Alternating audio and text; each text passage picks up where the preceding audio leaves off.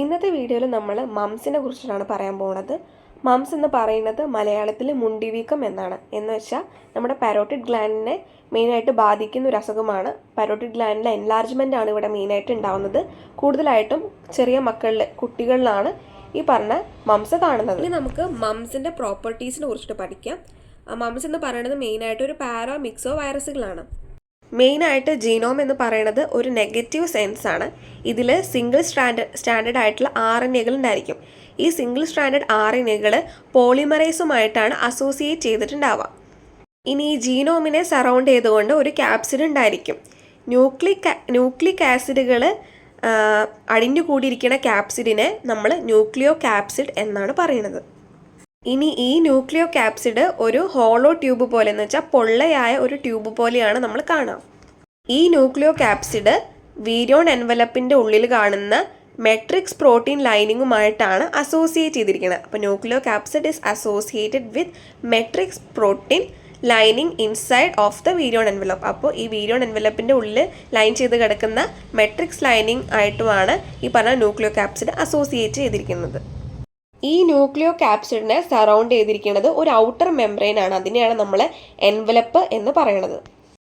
ഇനി ഈ പറഞ്ഞ എൻവലപ്പിന് 2 ഗ്ലൈക്കോ പ്രോട്ടീനുകൾ ഉണ്ടായിരിക്കും. ഒന്ന് ഫ്യൂഷൻ പ്രോട്ടീനും, അതിന് നമ്മൾ F എന്നാണ് ഡിനോട്ട് ചെയ്യണത്. രണ്ടാമത്തത് ഹേമാഗ്ലൂട്ടിനിൻ ന്യൂറാമിനിഡേസ് എന്നതാണ്. അതിന് നമ്മൾ HN പ്രോട്ടീൻ എന്നാണ് പറയണത്. അപ്പോൾ ഈ പറഞ്ഞ ന്യൂക്ലിയോ ക്യാപ്സിഡിനെ സറൗണ്ട് ചെയ്തുകൊണ്ട് ഒരു എൻവലപ്പ് ഉണ്ട്. അവർക്ക് 2 ഗ്ലൈക്കോ പ്രോട്ടീൻ ഉണ്ട്, F പ്രോട്ടീനും HN പ്രോട്ടീനും. ഇനി ഇവരെന്താ ചെയ്യുകയാണെന്ന് വെച്ചാൽ ഇവർ മെയിനായിട്ട് ഗിനി പിഗ്സിൻ്റെയും ഹ്യൂമൻസിൻ്റെയും സ്പീഷീസിൻ്റെയും ഫോൾസിൻ്റെയും ഒക്കെ എരിത്രോസൈറ്റുകളെ കൂട്ടിച്ചേർക്കും. അതാണ് it agglutinates erythrocytes of fowls, guinea pig, humans and other species. ഇനി നമ്മൾ അവരുടെ പാത്തോജനസിനെ കുറിച്ചിട്ടാണ് പറയാൻ പോണത്. എങ്ങനെയാണ് ഈ രോഗാണു നമ്മുടെ ഉള്ളിലേക്ക് കയറുന്നത്, അതിനെ നമ്മൾ പാത്തോജനസിസ് എന്ന് പറയുന്നത്. മെയിൻലി ഇൻഹലേഷൻ വഴിയും അല്ലെങ്കിൽ കൺജൻറ്റീവയിലൂടെയും കൂടിയാണ് മെയിനായിട്ട് ഈ പറഞ്ഞ പാത്തോജൻ നമ്മുടെ ഉള്ളിലേക്ക് ഇൻഫെക്ഷൻ മെയിനായിട്ട് കയറുന്നത്. എന്ന് വെച്ചാൽ നമ്മുടെ ശ്വസിക്കുന്നതിലൂടെയും അതുപോലെ തന്നെ കണ്ണിലൂടെയാണ് മെയിൻലി വരുന്നത്. ഈ വൈറസ് നമ്മുടെ ഉള്ളിലേക്ക് കയറിയിട്ട് എവിടെയാണ് റെപ്ലിക്കേറ്റ് ചെയ്യുന്നത്? ഒന്നെങ്കിൽ അപ്പർ റെസ്പിറേറ്ററി ട്രാക്റ്റിലും അതുപോലെ തന്നെ സെർവൈക്കലായുള്ള ലിംഫ് നോഡുകളിലും വന്നിട്ടാണ് അവരെന്ത് ചെയ്യുന്നത്? റിപ്ലിക്കേറ്റ് ചെയ്യുന്നത്. ഇനി അതിനുശേഷം അത് ബ്ലഡ് സ്ട്രീമിലൂടെ മറ്റു ഓർഗനിലേക്ക് എന്ത് പോവുകയാണ് ചെയ്യണത്, സ്പ്രെഡ് ആക്കുകയാണ് ചെയ്യണത്. ഇനി ഇവരുടെ ഇൻക്യുബേഷൻ പീരീഡ് എന്ന് പറയുന്നത് 12 to 25 days ആയിരിക്കും. ഈ ഇൻക്യുബേഷൻ പീരീഡ് എന്ന് പറയുന്നത് നമ്മുടെ ഉള്ളിലേക്ക് ഒരു രോഗാണു കയറി. ഇനി രോഗാണു കയറിയിട്ട് അതിൻ്റെ സിംറ്റംസ് കാണിക്കാൻ എടുക്കുന്ന സമയത്തിന് ഒരു അളവുണ്ടാവുമല്ലോ, അതിൻ്റെ ഇടയിലുള്ളൊരു ഗ്യാപ്പ് ഉണ്ടല്ലോ, ആ ഒരു ടൈം പീരീഡിനാണ്, ഉള്ളിൽ കയറിയിട്ട് സിംറ്റംസ് കാണിക്കുന്നത് വരെയുള്ള ആ ടൈം പീരീഡിനാണ് നമ്മൾ ഇൻക്യുബേഷൻ പീരീഡ് എന്ന് പറയുന്നത്. അപ്പോൾ ഇവിടുത്തെ ഇൻക്യുബേഷൻ പീരീഡാണ് 12 to 25 days. ഇനി നമ്മൾ അവരുടെ ക്ലിനിക്കലായിട്ടുള്ള ഫീച്ചേഴ്സാണ്, എന്തൊക്കെയാണ് കാണിക്കുന്നത് എന്ന കാര്യങ്ങൾ നമ്മളിനി ഡിസ്കസ് ചെയ്യാൻ പോണത്.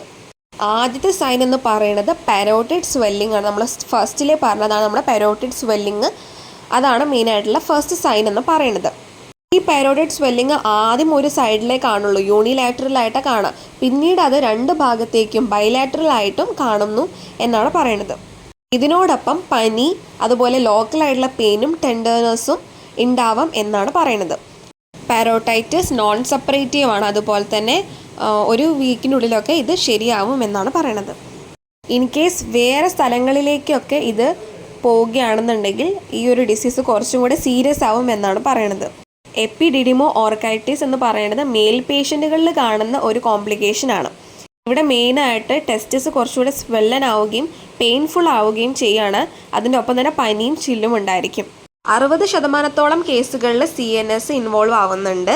പക്ഷെ അതിൽ 10% മാത്രമേ സിംറ്റംസ് ഓഫ് മെനിഞ്ചൈറ്റിസ് കാണിക്കുന്നുള്ളൂ എന്നാണ് ഇവിടെ പറയുന്നത്.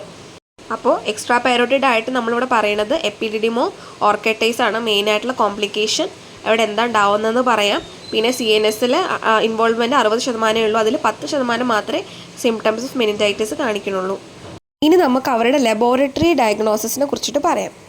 സാധാരണ കേസുകളിൽ നമ്മൾ ഈ മംസിന് ലബോറട്ടറി ഡയഗ്നോസിസ് ചെയ്യാറില്ല. പക്ഷേ ഇൻ കേസ് ഇത് മെനിഞ്ചൈറ്റിസ് ആവുകയും അങ്ങനെയൊക്കെ ആവുകയാണെങ്കിൽ അറ്റിപ്പിക്കലായുള്ള ഇൻഫെക്ഷനിലേക്കൊക്കെ മാറുകയാണെന്നുണ്ടെങ്കിൽ നമ്മൾ ഇതിന് ലബോറട്ടറി ഡയഗ്നോസിസ് ചെയ്യുന്നതായിരിക്കും എന്നാണ് പറയുന്നത്.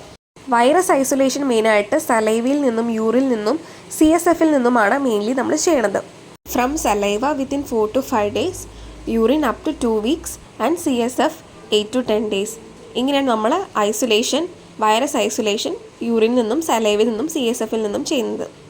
ഇപ്പം നമ്മൾ ഉണ്ടാക്കി വെച്ചിരിക്കുന്ന സ്പെസിമെന്നെ നമ്മൾ ഇനോക്കുലേറ്റ് ചെയ്യണം, കുത്തിവെക്കണം. അപ്പോൾ മെയിനായിട്ട് മങ്കിയുടെ കിഡ്നിയിലേക്കും ഹെലാ സെൽ കൾച്ചറിലേക്കുമാണ് നമ്മൾ ഈ പറഞ്ഞ സ്പെസിമെന്നെ കുത്തിവെക്കുന്നത്.